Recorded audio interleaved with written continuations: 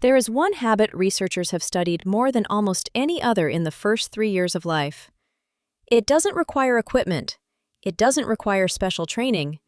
It works in any home, in any language, in any culture. And the science is striking. Children who experience high levels of this habit show measurably stronger brain development in language, social, and executive function regions, advantages that persist into school and beyond. The habit is conversation. Not instruction, not teaching, not educational content, conversation. And more specifically, the back-and-forth quality of that conversation is what makes the difference. Even a few minutes of responsive back and forth each day can produce measurable changes in toddlers' brains, more than hours of passive listening. Today, we'll explore why, what the brain scans reveal, and exactly how to make conversation a natural part of your day. You may have heard of the 30 million word gap. In the 1990s, researchers Betty Hart and Todd Risley recorded every word spoken in 42 families with young children over 2.5 years. By age 3, children in the most verbally rich homes had heard roughly 30 million more words than children in the least verbal homes. This predicted language development, IQ, and academic performance for years. But the next wave of research revealed it's not just the number of words that matters. A 2019 MIT-Harvard study using brain imaging compared two groups. First, children who heard many words in a one-way style, parents speaking at them, narrating, reading. Second, children who heard the same number of words, but in back-and-forth conversation. Parent speaks, child responds, parent responds again. Brain scans showed that children in the conversational group had significantly greater activation in Broca's area, the key language processing region. Even two children who hear the same number of words develop very different brains depending on the quality of interaction. When your baby babbles and you respond, two things happen simultaneously. First, your baby receives sound input, language, tone, intonation. Second, their brain processes contingency. I did something, something happened, my action caused a response. This contingency is neurologically powerful. It activates social brain circuits, teaches agency, and strengthens pathways underlying executive function, such as working memory, attention control, and problem solving.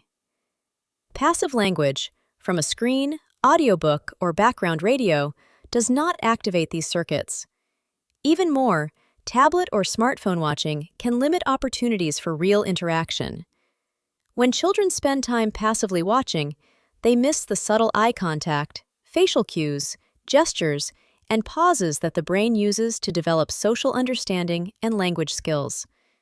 Studies show that toddlers who spend more than 30 to 60 minutes a day on screens may have slower vocabulary growth, reduced attention span, and fewer spontaneous back-and-forth interactions with caregivers. Even a short pause before responding is critical. The brain can tell the difference between real interaction and passive listening. Let's look at some real-world examples. Baby stage. Your baby babbles during breakfast. You repeat the sounds and pause. The baby looks at you. You hold eye contact and say, "Ah, you saw the spoon. What do you want to do?" During nappy changes, baby kicks legs. You mirror the movement, smile, and say, "Yes, legs kicking. So strong." Morning play. Baby reaches for blocks. You reach too. Say, "Let's stack together." Pause and watch their response. Each of these moments strengthens language, social, and motor circuits. Toddler stage. Your toddler stacks blocks. You ask, "What happens if we add one more block?" Your child responds. You both laugh. During snack time, toddler reaches for fruit. You narrate, "You picked the apple. What color is it? Can you bite it?" Walk to the park. Toddler points to a dog. You respond, "Yes, that's a brown dog. What do you think it's doing?" Even short, repeated interactions like these have measurable impacts on brain growth. Words aren't the only tool. Nonverbal cues extend conversation naturally and strengthen learning even before the child can speak. Eye contact and facial expressions. Meeting your child's eyes and smiling teaches attention, emotional recognition, and social connection. Gestures and pointing. Pointing at objects, waving, giving high fives. These are tiny conversations. Movement and body language. Babies notice posture, tone, and movement. Leaning in, nodding, or bouncing with their rhythm signals, "I'm paying attention."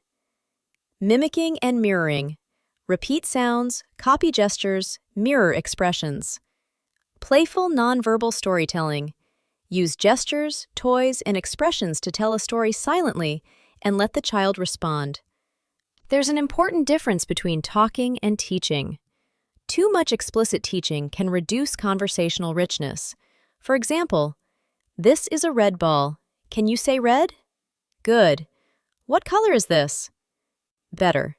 "You're holding the ball. It's round, isn't it? What do you want to do with it?" 3 rules for rich conversation. Comment, don't quiz. Describe, don't test. Follow the child's interest. The goal is to make conversation the default in daily life. Narrate routine activities, diaper changes, getting dressed. Follow the child's lead. Pause and wait for responses. Use gestures, facial expressions, and eye contact. Keep it playful and child-led. Even 10 to 15 minutes scattered across the day can dramatically strengthen brain pathways. Now, some common mistakes. Speaking too quickly or over-explaining. Not pausing for the child to respond. Being distracted by screens. The correction is simple. Slow down, smile, mirror, pause. Even brief attention builds circuits. Take a moment to really notice what your child is doing or trying to communicate. Follow their gaze, match their expressions, or repeat their sounds before adding your own words.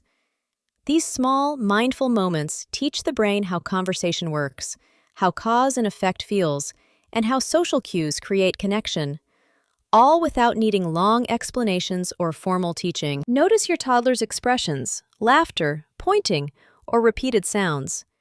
Each micro-response is your child's brain practicing attention, cause-effect, and social reciprocity. We've covered morning habits in Video 2, habits that hold the brain back in Video 3, and the most powerful daily habit, conversation, in this video. Next video, bedtime routines. Even a 10-minute bedtime routine can improve memory, learning, and emotional regulation. No special equipment required.